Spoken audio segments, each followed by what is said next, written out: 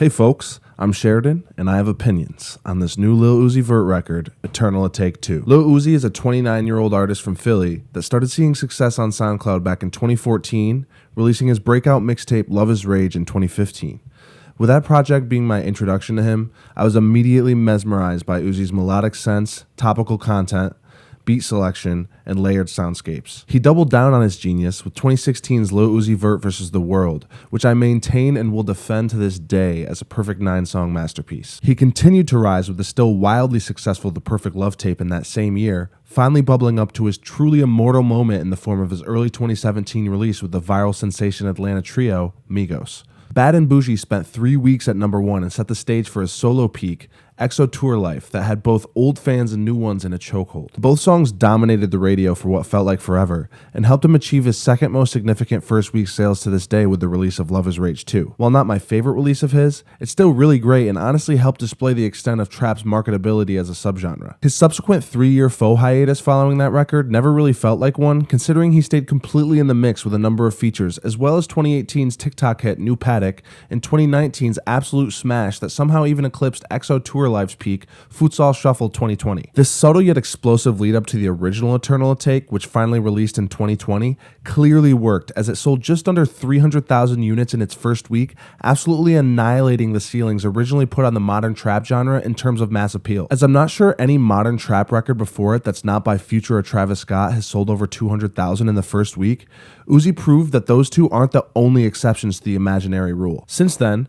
Uzi has seen massive success with the extremely club and party-friendly Just Wanna Rock that is just finally seeing the end of its reign as a nightlife staple in most places. Other than that though, Uzi hasn't seen massive success on the charts with his most recent music, despite a seemingly well-timed pop-punk attempt with 2023's The Pink Tape, which I think he executed to mixed results, but was mostly panned by fans and never really caught major momentum. With Eternal Atake 2, Uzi seemed to tease a return to those 2020 aesthetics that fans were so drawn to, but provided no singles to actually give an idea of how that would work. So now that it's here, let's get into it. The intro track, We Good, is fairly catchy, but feels a bit like a throwaway from 2016 era Uzi. While it does remind me of some of the Uzi classics like SoundCloud exclusive Buy It and Love Is Rage 2's 20 Minutes, it's nowhere near as memorable as them, and doesn't really hold a candle to any of Uzi's iconic intros like Lil Uzi vs. The World's Canadian Goose, The Perfect Love tape's Do What I Want, Eternal Atake's Baby Pluto, or even the Pink tape's Flooded the Face. As someone who was admittedly super excited for this project, I was definitely given some cause for concern right off the bat on the first listen for this one. And while it has grown on me ever so slightly, I'm still not crazy about it. Unfortunately, the next song, Lightyear, strikes me as even more forgettable. Artists as talented as Uzi at dynamically weaving between captivating flows really do themselves a disservice by boxing themselves into just one or two over the course of an entire song, even at just under 3 minutes in runtime. Uzi normally hasn't been too bad about this in the past, but delivers a total dud on this one. Not that I'm usually going to Uzi for any type of coherent or profound lyricism, but there aren't even any of the fun or goofy bars that normally add some flair and whimsical appeal to his otherwise overly simplistic or repetitive verses.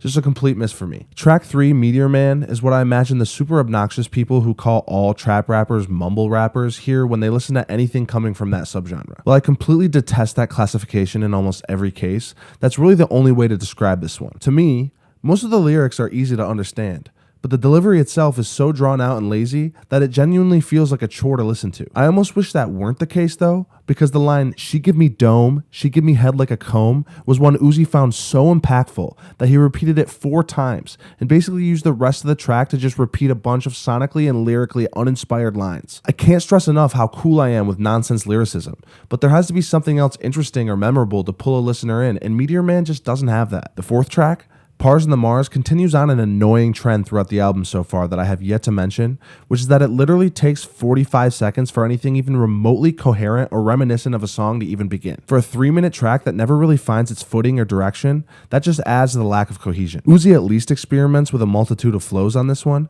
but never really finds something that sticks, which just results in a song that feels like a somewhat manic run-on sentence. Next, we're throwing a bit of a curveball.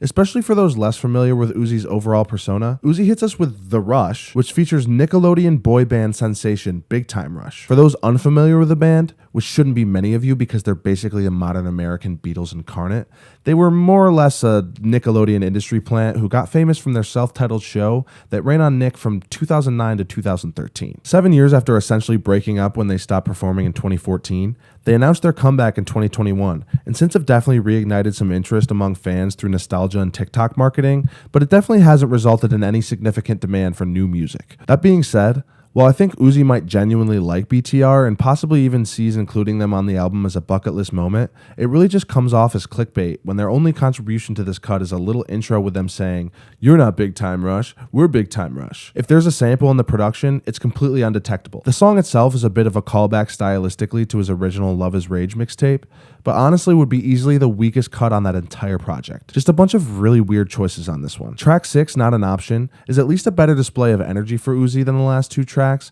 and it probably feels like the most completed of anything since the intro. That's pretty much where the positives end though, considering the melodies on this thing feel recycled from stuff on Love Is Rage 2, or possibly the time right after it. I don't even really have much else to say about it because while it isn't awful, it's really just such a boring piece of music that just doesn't really justify its purpose in its runtime. Moving on to She Stank. I really don't even know what I could say about this song that a lucid person couldn't just deduct from the title. I'll say this, thank God it's only 2 minutes. The only thing that got me through the multiple listens on this one was knowing how short the runtime is and the nifty little female vocal sample. Unfortunately though, any value that sample adds to the track is completely tainted by Uzi just saying "she stank" over and over. For anyone who will say I'm just triggered by this or just being soft, that honestly isn't really my issue. It's just a gross subject matter that I cannot imagine any scenario for it to be worth playing in. At best, it's mildly funny purely from the perspective that this dude actually recorded himself saying the things that he said on this track, and at worst, it's just bizarrely misogynistic. No, I'm not trying to cancel Uzi here, and I don't even think backlash for this is warranted because it's so trivial and ridiculous.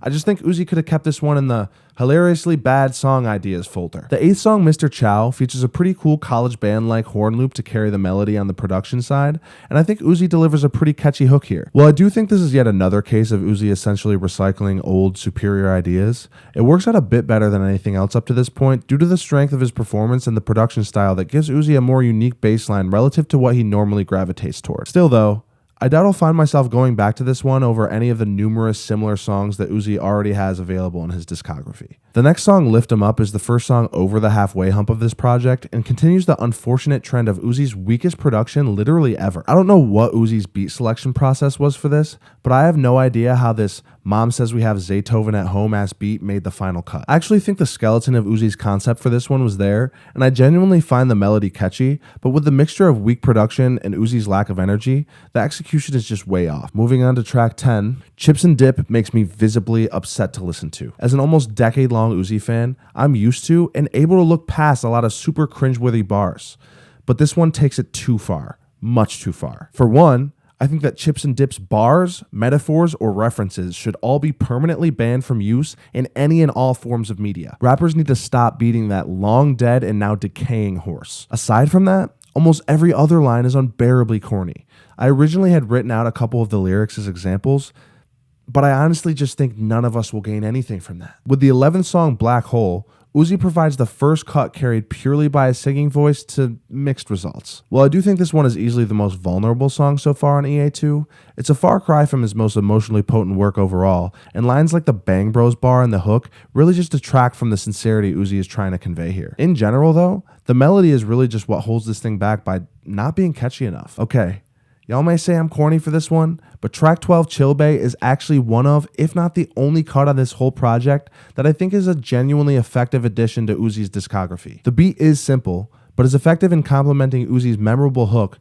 without coming off as overpowering. This thing is as catchy as it's supposed to be, and Uzi lays down some intimate verses that both add to the overall theme of the song and perfectly transition between the chorus. By no means do I think this is one of Uzi's best songs, but it's so obviously the only hit on this thing, and I'm sure that by the time this review goes up, it'll be all over TikTok. Unfortunately, Uzi's moment of clarity is brief though, as track 13, Goddard Song, is the most sonically grating yet. Uzi spends most of this track experimenting with different moan inflections and vocal filters. The production on this one is marginally better than the average relative to the rest of what's displayed on EA2, but anything positive about this track is just completely butchered by Uzi's ridiculous drivel. Track 14 offers no relief, as the melody isn't exactly the same, but horrifyingly reminiscent to the song Catchin' Villains by Beast Boy from Cartoon Network's Teen Titans Go. That is a banger. Topically, though, it reminds me of a somehow less ridiculous version of a creepy Chris Brown song. Spoiler, that's every Chris Brown song. The production is more interesting on this one at least, but it's another cut that simply feels phoned in on Uzi's end. Now approaching the end of the record with the second to last track, Conceited, Uzi continues the poppy R&B direction that he attempted in the previous few tracks to far better success. Going into this review, I don't think I actually gave this one a fair enough shot because I was so burnt out from the mediocrity leading up to it. I do hate to give credit artistically to the guy I'm about to, but Charlie Puth genuinely provides some tastefully lush yet simplistic production with the aid of Cashmere Cat. I said it. Uzi delivers a heartfelt performance on the hook and effectively conveys genuine presenting emotion on the verses. While the hook doesn't actually indicate any sense of personal responsibility for what he's clearly describing as a mutually toxic relationship, he actually humbles himself within the verses and takes some level of accountability, which for Uzi is rare territory. I definitely appreciate the vulnerability on this one and really wish this is where he ended the project. Where I take issue with Space High as the closing track outside of the boringly uninspired production isn't actually with Uzi's pretty entertaining flows or its brevity. In fact, I think with better production on this one, it could have been a hit single. My problem is it holds absolutely zero weight as an outro. The promotion leading up to EA2 was extremely thematic and even hinted at a movie-like concept. Outside of like 5 songs that only relate to the Tease space movie theme by way of song title, there's really nothing that ties that idea together. And even if we abandon that expectation entirely, Space High is still a super jarring switch up coming after like 5 slow jams and bears no lyrical significance to give any sense of closure to this already disappointing record. Since my channel is new, most people seeing this video are probably going to think I'm an Uzi hater, but that's so far from the case. I grew up listening to Uzi, and he's been one of my favorite artists since 2015, which is why I hold him to a much higher standard than what he's delivered here with Eternal Atake 2. Unequivocally, his worst showing to date. Between the weakest beat selection for any Uzi record ever, a lack of thematic coherence, and a genuine sense of unfinished material based on the disorganized song structures, lyrical content, and half-baked flows, Uzi underdelivered with EA2 to an extent I would have never expected. Having said all that, I'd give this thing at least a 2.69 out of 10. All right, y'all. I hated to have to do that, but I did it. Please don't hate me. Still like the video. Comment if you disagree. I want to know what you got out of the album that maybe I didn't see. Click the bell, subscribe, all that good stuff. I'm a new channel. Please, I need you.